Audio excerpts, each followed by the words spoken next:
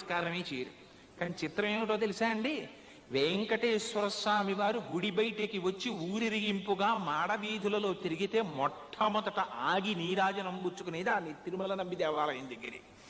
ఎందుచేతో తెలుసా, ఆయన ఎంత గొప్పవారంటే తిరుమల నంబి ఆయన కేవలం వెంకటేశ్వర స్వామి వారికి ప్రాచీన కాలంలో అభిషేకం చేయడానికి మడినీళ్లు తీసుకొచ్చేటటువంటి వాళ్ళు కూడా లేనటువంటి రోజుల్లో గురువు గారి ఆదేశం మేరకి నీళ్లు తేవడం కోసమని మహానుభావుడు బయలుదేరి పాప వినాశనం దగ్గరికి వెళ్ళి కుండతో చీకట్లో బ్రాహ్మీ ముహూర్తంలో నీళ్లు తెచ్చేవారు.